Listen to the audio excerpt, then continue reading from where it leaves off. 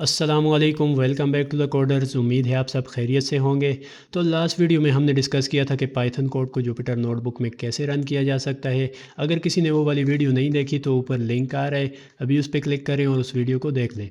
आज की वीडियो में हम जुपिटर नोटबुक के बारे में डिस्कशन करेंगे और देखेंगे मैजिक कमांड्स को, शॉर्टकट्स को और भी बहुत सारी चीज़ों को। तो बिना टाइम वेस्ट किए चलिए स्टार्ट करते हैं।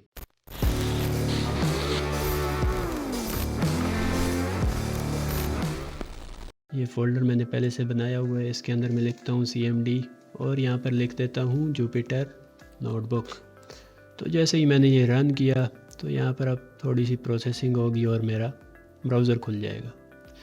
ये सब कुछ हो गया और ये ब्राउज़र ओपन हो गया। जैसा कि हमने कहा था लास्ट वीडियो में भी कि यहाँ से आप नई नोटबुक बना सकते हैं, तो वही नोटबुक हमने बनाई हुई है, उस पर ही चले जाते हैं। तो ये नोटबुक ओपन हो गई। इसका हमने कहा था ये सेल है और इस प्रोग्राम को जो इंटरप्रेट कर रहा होता है वो होता है कर्नल। वो कर्नल कौन सा होता है उसका नाम इधर लिखा होता है। फ़िलहाल हम पाइथन 3 का यूज़ कर रहे हैं, इसके अलावा भी हम बहुत सारे भी यूज़ कर सकते हैं, तो यहाँ से स्विचिंग हम कर सकते हैं। फ़िलहाल इसी पे रहते हैं। फिर हमने बात की थी रन कैसे हो सकता है कोड, तो यहाँ से रन हो सकता है।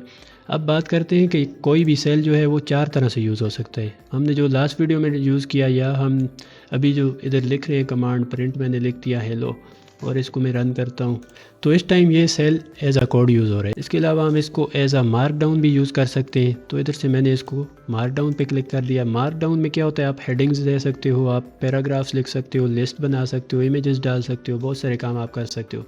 तो अगर मैं यहाँ पर करूँ हेडिंग 1 और 2 हैश डालकर हेडिंग 2, उसी तरह 3 हैश डालकर हेडिंग 3, 4 हैश डालकर हेडिंग 4, तो इसको मैं जैसे ही रन करूँगा तो देखेंगे जिसके पीछे मैंने एक हैश डाला था वो बड़ी हेडिंग है, फिर उससे छोटी, फिर उससे छोटी, फिर उससे छोटी, और ये इस तरह से ही चलती जाती है। अगर मैं इसको आगे लेके जाऊँ तो एक होती है 5 वाली और उसके बाद होती है 6 वाली। तो इसमें 6 साइज़ हैं, आपको जिस तरह की भी हेडिंग चाहिए आप दे सकते हो।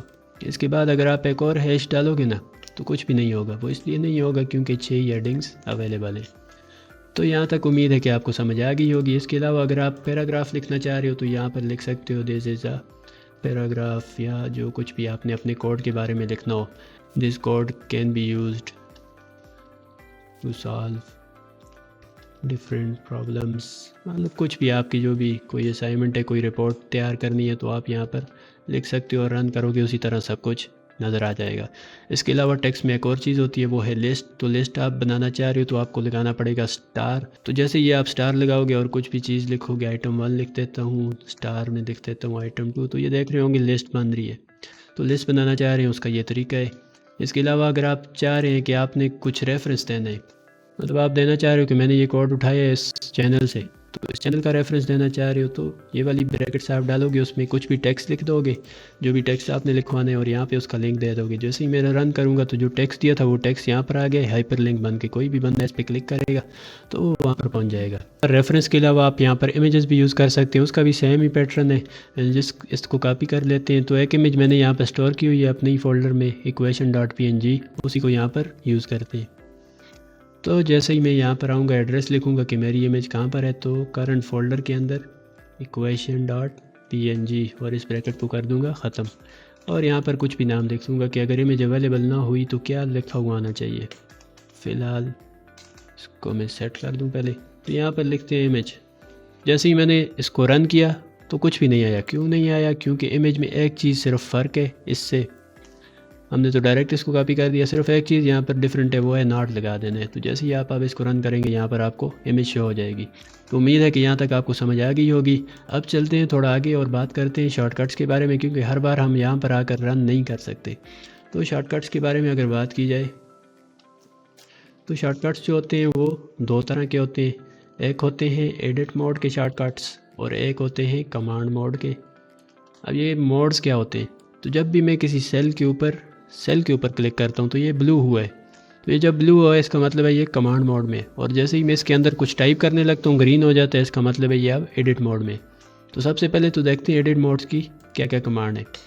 तो सबसे पहली कमांड देखते हैं कि कोई भी चीज़ मैंने अगर लिखी हुई है इसमें हेलो, तो उसको मैं कैसे कैसे रन कर सकता हूँ। तो मैं अगर कंट्रोल प्लस दबा दूँ, ये साइड पर आपको नज़र आ रही होंगी, आप यहाँ से देख लें। कंट्रोल एंटर अगर मैं प्रेस करता हूँ तो ये रन हो जाता है, बजाय इसके कि मैं यहाँ पर जाकर इसको रन करूँ। उसी तरह एक और कमांड है शिफ्ट एंटर, तो शिफ्ट एंटर जैसे ही मैं करता हूँ ये रन भी होता है और आगे एक नया सेल बना के उसमें कर्सर को ले जाता है, ताकि आप इधर आगे अपना कोड लिख लो। उसी तरह आप इसको आल्ट एंटर से भी कर सकते हो, आल्ट एंटर दबाया तब भी रन होगी और अगला एक नया सेल बना के उसमें आ गया। तो रन की कमांड आपको समझ आ गई होगी। इसके अलावा एक और कमांड देखते हैं कि मल्टी लाइन एडिट। आप चाह रहे हो कि बहुत सारी लाइंस को एक साथ एडिट करो, तो आपको कंट्रोल प्रेस करें और इधर क्लिक करते जाएं कहाँ कहाँ से आपको एडिट करना है। अब इसको एक साथ पे आप एडिट कर सकते हो और बड़ा फास्ट हो गया ये काम। तो मल्टी लाइन एडिट करना हो तो इस तरह से कर सकते हैं। अब आप चाह रहे हैं कि ये जो कोड लिखा हुआ है 3 लाइन इधर ही रहें और अगली 2 लाइन नए सेल में चली जाएं। तो एक तरीका तो ये यहाँ से कॉपी करो, यहाँ पे पेस्ट कर दो, लेकिन एक फ़ास्ट तरीका भी है, और वो फास्ट तरीका क्या है कि कंट्रोल शिफ्ट और माइनस दबा दो। तो जहाँ पर आपने कर्सर रख के ये कमांड दबाई, उधर से आगे सारा कोड एक नए सेल में स्प्लिट हो जाएगा। तो स्प्लिट की भी आपको समझ आ गई होगी। इसके अलावा आप इंडेंटेशन करना चाह रहे हो तो एक तरीका तो ये है टैब दबा के करो, लेकिन टैब वाले इसमें आप पीछे आना चाह रहे हो तो मसला होगा। तो उसके लिए एक और कमांड है कंट्रोल और ब्रेसेस, नीचे आपको शो हो रही होंगी। तो ये जैसे ही मैं प्रेस करूँगा ये आगे जा रही है, और दूसरा वाला उल्टी ब्रेसेस अगर मैं प्रेस करता हूँ वापस आ रही है। तो ये थी इंडेंटेशन के लिए, स्पेसेस के लिए। अब बात करते हैं कि आपको आगे जाना है। आप चाह रहे हो एक वर्ड आगे जाओ, वैसे तो आप एरो आगे लेके जाओ, एक एक कैरेक्टर आगे जा रहा है, लेकिन आप चाह रहे हो कि पूरा वर्ड आगे में चला जाऊं। तो उसके लिए क्या कमांड है कि आप कंट्रोल और एरो दबा दो जिस तरफ भी आपको जाना है। तो ये आप वर्ड बाय वर्ड आगे जा रहे हैं। पहले ये क्या कर रहा था, पी से आर पे जा रहा था, अब डायरेक्ट पी से आगे आ गया। ये वर्ड इसने वो कर दिए। उसी तरह कंट्रोल दबा के बैक जाओगे तो पीछे चला जाएगा एक वर्ड के। अब बात करते हैं कि डिलीट कैसे किया जाए। एक डिलीट का तरीका तो ये है, यहाँ पर मैं आऊँ बैक स्पेस प्रेस करने लगी हूँ तो डिलीट हो जाएगा। अब मैं चाहता हूँ वर्ड बाय वर्ड डिलीट हो, तो उसके लिए क्या है, कंट्रोल डिलीट अगर मैं दबाता हूँ तो उससे आगे जो पूरा वर्ड है वो डिलीट हो जाएगा। उसी तरह अगर मैं उल्टी साइड पे डिलीट करना चाह रहा हूँ यहाँ पर, तो कंट्रोल बैक स्पेस दबाऊंगा तो पूरा वर्ड एक एक करके डिलीट हो रहा है। तो एडिट कमांड्स के लिए इतना ही था। अब बात करते हैं कमांड मोड में, कि अगर हम कमांड मोड में हैं तो उसमें हम क्या क्या कर सकते हैं। तो जैसा कि आपको पता है कि एडिट मोड में हम कोड लिख रहे होते हैं और उस दौरान हमको बहुत सारी शॉर्टकट्स इस्तेमाल होती है।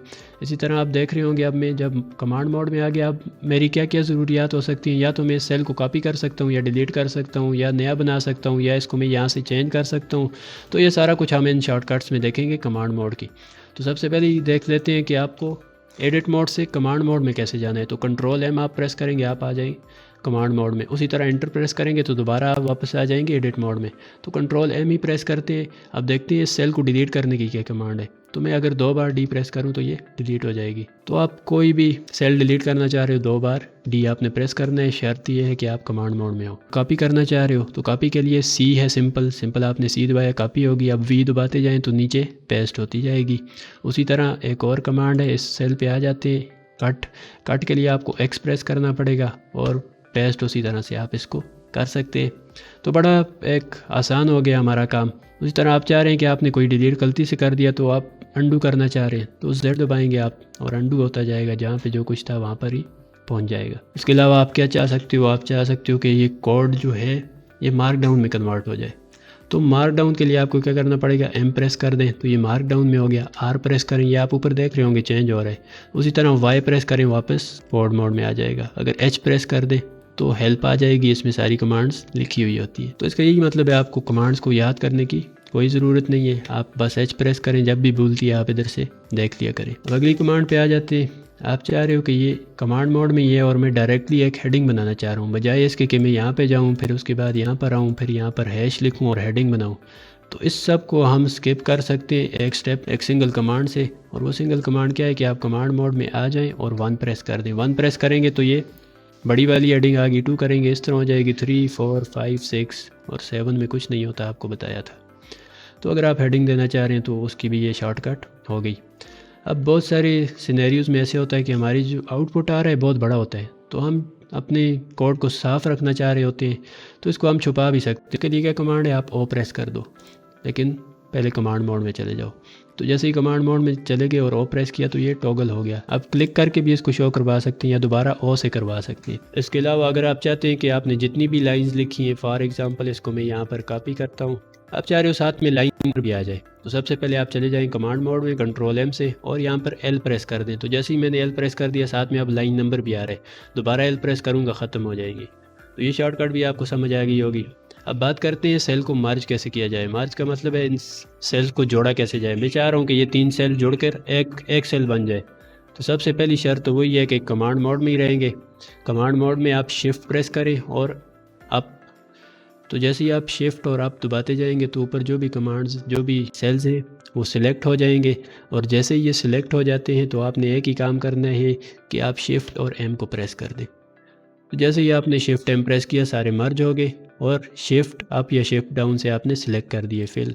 अभी तो हमने अप वाला देख दिया, अब देखते हैं डाउन वालों को अगर मर्ज करना चाह रहा हूँ। तो शिफ्ट दबाया, डाउन वाले सारे सिलेक्ट किए और शिफ्ट M दबा दिया। तो शिफ्ट M से सारे हो जाते हैं मर्ज। तो अगर आप चाह रहे हैं कि स्क्रॉल माउस से ना करना पड़े और बग़ैर माउस के मैं करना चाहूँ तो उसके लिए भी आप कमांड मोड में आ जाएंगे। ये ब्लू हो जाएगा जब, तो शिफ्ट स्पेस बार दबाएंगे स्क्रॉल अप होगा, उसी तरह सिर्फ स्पेस दबाएंगे तो स्क्रॉल डाउन होगा। तो ये थी कुछ कमांड्स कमांड मोड की। तो इसके बाद हम बात करते हैं मैजिक कमांड्स की कि मैजिक कमांड्स क्या होती हैं। तो मैं यहाँ पर जल्दी से इसको कमांड मोड में वापस चला जाऊँगा, यहाँ से M प्रेस करके एंटर दबा दूँगा और यहाँ पे आ जाऊँगा मैजिक कमांड्स। मैजिक कमांड्स की अगर बात की जाए तो ये एक ऐसी कमांड्स हैं जो आपको बहुत सारे कामों में हेल्प कर सकती हैं। अगर मैं यहाँ पर मैजिक लिख भी देता हूँ तो magic function system provides a series of function which allow you to control the behaviour. तो मतलब आप बहुत सारी फंक्शनलिटी जिससे परफॉर्म कर सकते हैं। तो बजाय पढ़ने के चलें इसको करके देखते हैं। सबसे पहले अगर मैजिक कमांड की बात की जाए, आप देखना चाह रहे हो कि आपकी नोटबुक कौन से फोल्डर के अंदर है, तो उसके लिए आप दिखा सकते हो परसेंटेज से स्टार्ट होती हैं हमेशा भी मैजिक कमांड्स और PWT प्रेजेंट वर्किंग डायरेक्टरी। तो जैसे ही मैंने इंटर दबाया तो इसने मुझे बता दिया फ़िलहाल आप कौन सी डायरेक्टरी के अंदर हो। आप ये चाह रहे हो कि नीचे जो भी कोड लिखा है मैंने इस सेल में वो एक फ़ाइल में स्टोर हो जाए ताकि मैं फ़ाइल किसी को दे दूँ, क्योंकि ये फ़ाइल तो रन करने के लिए दूसरे बंदे को जुपिटर नोटबुक इंस्टॉल करनी पड़ेगी। तो आप चाह रहे हो कि एक फ़ाइल में स्टोर हो जाए, file1.txt के अंदर स्टोर कर देते हैं। तो जैसे ही आप ये रन करोगे आपको एरर आ जाएगा। वो एरर इसलिए आएगा क्योंकि इसमें 1% नहीं डालना, 2% डालनी है। तो जैसे ये मैंने कर दिया तो अब आप देख सकोगे कि मैं अगर चला जाऊं अपने फोल्डर के अंदर तो ये इसने एक फ़ाइल बना दी। इस फाइल को अगर मैं ओपन करता हूं इसके अंदर वो सारा कोड लिखा हुआ है। अब एक कमांड तो ये होगी, दूसरी कमांड ये होगी, आप चाह रहे हो कि ये जो कोड किसी फ़ाइल के अंदर लिखा हुआ है उसको मैं इधर लाना चाह रहा हूँ। तो उसके लिए एक कमांड तो ये है कि आप PYCAT लगा दो और फाइल का नाम लिख लो। फ़िलहाल हम उसी फाइल से लेके आना चाह रहे हैं। तो जैसे ही आप ये रन करोगे आपको एक एरर आ जाएगी। वो एरर इसलिए आएगी क्योंकि इसमें 2 बार परसेंटेजेस नहीं है। तो आपको याद नहीं करनी है, आपने वही कमांड जो मैंने स्टार्ट में बताई थी LS मैजिक रन करनी है और इससे देख लेना है कि इस कमांड को 2% यूज़ होती हैं या 1 होती है। तो ये प्रैक्टिस से आहिस्ता आहिस्ता आपको आ जाएगी। तो ये जैसे ही मैंने ये वाली कमांड रन की पाईकैट वाली, तो ये एक पॉपअप आ गया और उसमें उसने बता दिया इसमें क्या क्या कोड है। और इसको आप यहाँ से क्लोज़ करोगे तो बात हो गई ख़त्म। लेकिन आप चाह रहे हो कि ये पॉपअप में मुझे ना बताए, मुझे ये किस तरह से बताए। इस सेल को पहले रिमूव कर देते हैं। आप चाहते हो कि ये जो भी कोड उस फाइल में लिखा है वो कोड इस सेल में लिखा हुआ आ जाए। तो उसके लिए क्या कमांड है, उसके लिए कमांड है लोड। तो जैसे ही आप लोड कमांड रन करते हो उस फाइल का नाम लिखते हो, उस फाइल का जितना भी कंटेंट है वो आपके सेल के अंदर आ जाएगा। इसके अलावा आप इस तरह से चाह रहे हो कि आप HTML का कोड लिख दो यहाँ पर, तो HTML का कोड भी लिख सकते हो। और मैं लिख देता हूँ हेडिंग। तो HTML का कोड लिख सकते हो। मैजिक कमांड आपको देनी पड़ेगी HTML वाली। जैसे ही मैं इसको रन करूँगा तो ये बोलेगा ये सिंटैक्स एरर है। तो इसके लिए यहाँ पर आपको 2 बार परसेंटेजेस डालनी पड़ेंगी और ये हेडिंग बनी हुई आएगी। अगर आपको HTML आती है तो आपको ये बात समझ आ गई होगी, और अगर नहीं आती तो अभी कोई मसले की बात नहीं है। असल मकसद ये था कि आप मैजिक कमांड से बहुत सारे काम कर सकते हो। अब आ जाते हैं अगले टॉपिक पे कि आप इक्वेशंस कैसे बना सकते हो। मतलब आपको कोई असाइनमेंट मिली है या कोई काम मिला है, उसमें आपको इक्वेशंस बनानी है, तो आप इक्वेशंस कैसे बना सकते हो। तो सबसे पहला स्टेप है मार्क डाउन में चले आओ और यहाँ पर लिख दो इक्वेशंस की हेडिंग दे देते हैं। इक्वेशंस की हेडिंग दे दी। अब मैं एक इक्वेशन बनाना चाह रहा हूँ और वो वाली इक्वेशन अभी जो हमने ऊपर पिक्चर यूज़ की थी उसी को ले आते हैं। तो इस पिक्चर को मैं यहाँ से उठाता हूँ, कॉपी करता हूँ और इधर ले आता हूँ कि हम ये इक्वेशन बनाना चाह रहे हैं। तो इसके कुछ स्टेप्स हैं। सबसे पहला स्टेप ये है कि आप इसी तरह कोड वाले सेक्शन को चेंज करेंगे, मार्क डाउन में आ जाएंगे और मार्क डाउन में जब भी आप कोई इक्वेशन बनाना चाह रहे हो आप $साइन डालोगे। तो आप जो कुछ भी लिखोगे इस $साइन के अंदर लिखोगे। अब अगली बात आ गई, आपको सिर्फ ये सीखना है कि ये वाली हेड कैसे डालनी है, ये नीचे सबस्क्रिप्ट या ऊपर सुपरस्क्रिप्ट कैसे डालने हैं। तो ये सब चीज़ें जब आपको पता लग जाएंगी कैसे डालनी है, बस आपने वो इसके अंदर लिख देनी है और आपकी इक्वेशन हो जाएगी रेडी। तो अभी देख लेते हैं कुछ चीज़ें। तो उन चीज़ों में सबसे पहली चीज़ है \8। अब इस \8 को आप जो भी वेरिएबल दोगे ये उसके ऊपर ऐड बना देगा। तो एक तो कमांड ये हो गई। इसी तरह एक और कमांड है \alpha, इसी तरह एक और है \beta और \sum समेशन के लिए। ये जैसे ही मैं रन करता हूँ आपको नज़र आ रही होंगी, ये अल्फ़ा आ गया, ये बीटा आ गया और आगे समेशन आ गई। अब अगली बात पे आ जाते हैं कि समेशन की जो लिमिट्स भी होती हैं साथ में उनका क्या है। तो \लिमिट्स डालोगे अंडरस्कोर। इससे पहले ये समझ लेते हैं अंडरस्कोर किसके लिए यूज़ होता है। तो अगर मैं डाल दूँ अंडरस्कोर किसी के भी नीचे, मतलब ए था, उसके साथ लिख देता हूँ A_0 ब्रैकेट के अंदर। तो ये देखें जो भी चीज़ आप अंडरस्कोर और इन ब्रैकेट्स के अंदर डालेंगे वो बन जाएगी सबस्क्रिप्ट। उसी तरह आप चाह रहे हो सुपरस्क्रिप्ट बन जाए तो उसके लिए क्या है, वो वेरिएबल मैंने डाल दिया और उसकी इस तरह का आप ब्रैकेट्स में लिख दोगे। मैं लिख देता हूँ 9 या 8। तो ये क्या कर देगा, उसकी पावर में उसको ले आएगा। तो उम्मीद है कि यहाँ तक आपको समझ आ गई होगी। अब जितनी समझ आ गई है उससे हम इस इक्वेशन को बनाते हैं। तो \हेड डाला, हेड को कहा y, तो y के ऊपर हेड बनी हुई आ जाएगी। उसके बाद = है तो वो उसी तरह से डाल दिया। उसके बाद एक और हेड है और वो किसके ऊपर है, बीटा के ऊपर है। तो हम इधर लिख लेते हैं बीटा। और बीटा के साथ एक और चीज़ भी है, सबस्क्रिप्ट में 0 है। सबस्क्रिप्ट के लिए हमने कहा था ये वाला होता है और इधर डाल दिया 0। अगर यहाँ तक आप देख लें तो आपको इक्वेशन नज़र आ गई होगी, यहाँ तक बन गई है। अब इसके बाद आगे क्या चीज़ है, आगे है प्लस और उसके आगे क्या है, समेशन है। तो समेशन भी डाल दी। फिर हमने कहा था समेशन की लिमिट्स डालनी हो तो उसके लिए ये है। अब सबस्क्रिप्ट डालना है तो j=1, तो j=1 भी हो गया। अब ऊपर वाली वैल्यू डालनी है तो वो है p। तो यहाँ तक आपका काम हो गया। तो यहाँ तक आप देख सकते हैं ये बन गई। अब इससे अगली बात पे आ जाते हैं कि x की सबस्क्रिप्ट में j, तो वो कैसे आएगा, x डाल देंगे, अंडरस्कोर डाल के ये डालेंगे और नीचे डाल देंगे j। और उसके अलावा एक हेड है b के ऊपर, b तो नहीं है, इसको बीटा कहा जाता है। तो बीटा किस तरह डालते हैं, \बीटा और उसके जो सबस्क्रिप्ट में है वो है j। तो ये जैसे ही मैंने इसको कर दिया तो ये आपकी इक्वेशन बनी हुई आ गई। तो उम्मीद है कि आपको इक्वेशन वाली बात भी समझ आ गई होगी। अगर आपकी इक्वेशन इससे डिफरेंट है तो आपको सिर्फ ये सीखना है कि कौन सी चीज़ किस तरह से बन सकती है। तो ये सब चीज़ें आप सर्च कर सकते हैं, गूगल पे आपको मिल जाएंगी। तो उम्मीद है कि आज की वीडियो आपको पसंद आई होगी, बहुत कुछ आपने इससे सीखा होगा। अगर आपको ये वीडियो पसंद आई है तो इसको लाइक करें, चैनल को सब्सक्राइब करें। डिस्क्रिप्शन में बहुत सारे लिंक्स दिए गए हैं, फेसबुक का, इंस्टाग्राम का, टेलीग्राम, व्हाट्सएप, वहाँ पर आप हमसे रब्ता कर सकते हैं। मिलते हैं नेक्स्ट वीडियो में एक नए टॉपिक के साथ, तब तक के लिए अल्लाह हाफिज़।